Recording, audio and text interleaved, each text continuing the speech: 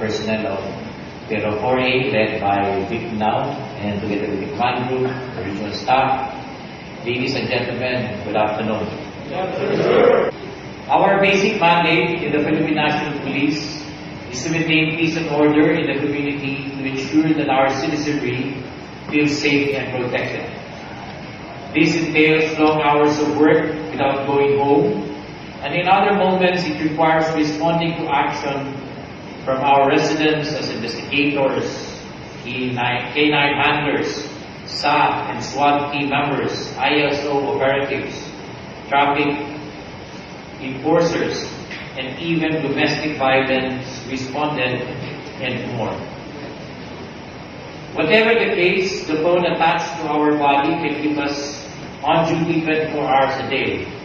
Thus, we are never off duty, and every day, police officers all over the country intervene and take action to stop crimes in progress. I must say that you, from the non-commissioned officers to officers working in the field, na nagtumulong at magbuwis ng buhay, ay masasabi natin tunay na mga bayani o superhero ng ating panahon. Bilang pulis, hindi matatawaran ang ating sakripisyo sa ngalan ng pagpapatupad ng batas alang-alang sa kaligtasan ng mamamayan at kapayapaan ng komunidad. Our resilience and sincerity to serve has been tested during the taal eruption and further tested with the world health crisis due to COVID-19 pandemic. Saving lives, preservation of peace and order, security and public safety on the part of the PNP in general is a never-ending task. Today, we are facing an enemy that does not respect boundaries and territories, an enemy that can inflict and perish the bravest of man. I, therefore, enjoin you to remain brave and strong in facing the new war of our time. Despite these new challenges, it is worthy to note that PRO4A RISE ABOVE the game, based on your recent report of 8,871 anti-illegal drug operations were conducted, which resulted in the apprehension of 12,572 and the death of 74 drug personalities during police operations. The operations resulted in the confiscation of 443.6 kilos of shabu, 71.85 kilos of marijuana, 2 kilos of cocaine, and 100 tablets of ecstasy, with a total estimated value of more than 3 billion pesos. Keep up the fire and keep up the good work. Further, I am glad to note that your accomplishments to the flagship programs of our President, Rodrigo Roy Duterte, on the whole of nation approach to eradicate local communist and armed conflict. The coordinated approach that you have done in partnership with your AFP counterpart, the National Task Force LCAC and the LGUs, and the execution of Executive Order 70 is the way to do it. I commend the series of operations that you have conducted against the red and white area operation of the CPG, which resulted in the surrender of 36 red area members and 30 white area party members, and has yielded several firearms.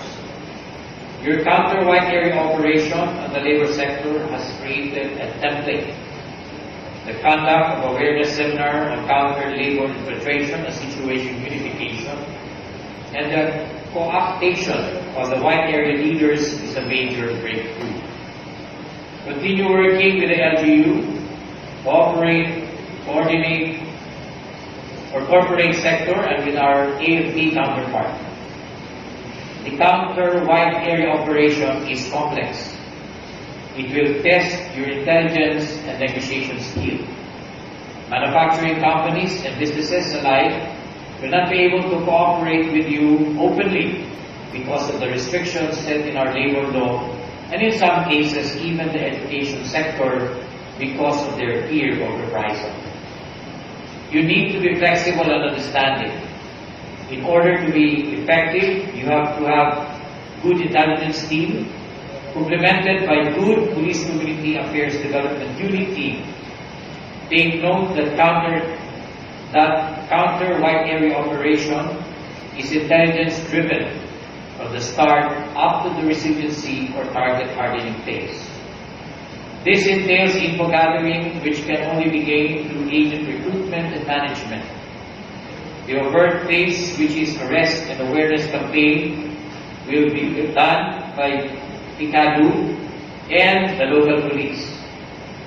I encourage you to adopt Operation Tokang concept in bringing our awareness down to the family level. In this way, we will not only neutralize the radicals, but also the children who are student activists and parents who may be part of left-leaning organization. We must try other means such as using the CPG's White Area Operation concept to counter their own, that is, to arouse, organize, mobilize, or AOM. We hope that the anti-terror bill, if enacted into law, will further help our fight against these elements. Again, without the dedicated efforts of the men and women of PRO Calabarzon, these accomplishments would not be possible. As I always said, teamwork is the key. When incorporating teamwork strategies, you become more efficient and productive. This is because it allows the workload to be shared, reducing the pressure on individuals, and ensure tasks are completed within a set time frame. As team members, you should be aware of your respective responsibilities and roles, as well as the significance of output being relied upon by the rest of your team. As a team, we must share the same vision, values, and goals. Strong, solid PNP should be based on fellowship, trust, support, respect, and cooperation. As the head of our team, or as the father of our organization, I urge you all to promote the current PNP's trust, specifically on strengthening individual service reputation.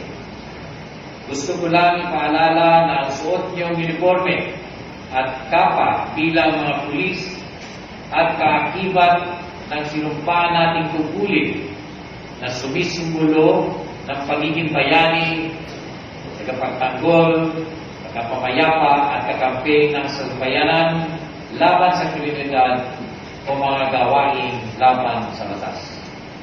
To all the awardees, congratulations on carrying the PNP's flag through your exemplary services to your constituents and to your respective community. Don't forget your envelope from RCs. Yes. Thank you, sir, for that very inspiring message.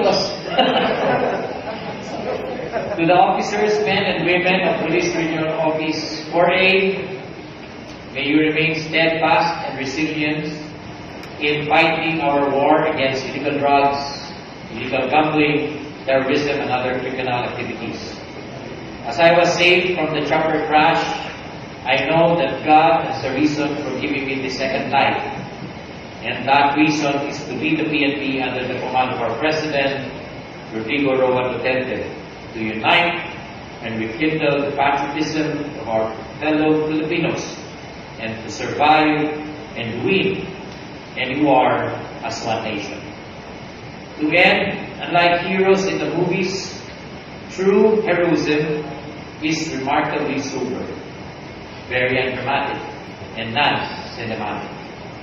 We should remember that we need not to surpass all others at whatever cost, but what we need to serve others at whatever means. Muli, magandang hapon, magandang araw sa inyong lahat. Mabuhay ang Team Philippine National Police.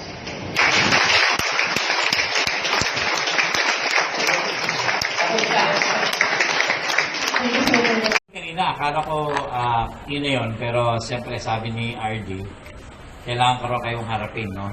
Of course, it is a privilege na at least finally nakabalik ako dito because when I visited here, after my stint here, on a different capacity, no? Pero sabi ko, bago ako mag-retire talaga, kailangan magpakita ako sa 4A, no? para makita nyo na ito na yung produkto nyo. No? Because every one of you contributed to who am I today. And I'm very thankful. Kasi kung yung kape ko nilagyan ni Lisa ng lason, hindi ako magiging Cpnp, di ba? Kung si Archie, hindi niya ginagawa maayos yung kanyang trabaho, iinit ang ulo ko, baka hindi ako matapos ng araw na hindi maayos ang ating pamumuhay. And I'd like to thank you. I spent here more than 2 years sa Calabarzon, and even if my family was in Mindanao, para pa rin akong nasa aking bahay, because you afforded me the respect, and then although alam niyo naman na hindi ako masyado mahilig makipag-dinner, pero siyempre magaling talaga sila. Asan pa si SKS dati? Si Jenny. Wala sila. Doon si Jenny. Yan si Jenny ang nagpilit sa akin na talagang lalabas kami at kakain. Di ba? So, naging successful sila. Anyway, of course, as part also on repaying on the kindness that you did. Kaya gumagawa din ako ng kabutihan bilang Chief PNP ninyo. And I would always give the right example, show to you the right example, just to show you also na utang ko sa inyo to lahat. Hindi ako maging ganito, kundi dahil sa mga taong naging parte ng buhay ko sa buong servisyo. Pero hindi ba ito speech ng retirement? Babalik pa ako. Matagal pa naman yon. So anyway, even with the restrictions around, talagang pinilit kong bumisita. But probably after my last regional office, it would be better if ang bisita natin is by provinces na. So there are 80 provinces and 21 cities all throughout the country. That's 101. Pero baka hindi ko yan maubos lahat. Probably I will just go to selected cities and provinces. But rest assured, I'll be coming back. And again, on behalf of the Philippine National Police, I'd like to thank you for doing your job here in Calabarzon. You made things easy for the National Headquarters. During the briefing of your RD, it was all praises on the part of the different directorial staffs. And I too have always been impressed with the performance of Region 4A. And I urge all of you to continue your work and continue for the betterment of the PNP, and most importantly for the betterment of our community. Maraming salamat. Thank you, and again a pleasant good afternoon to everyone.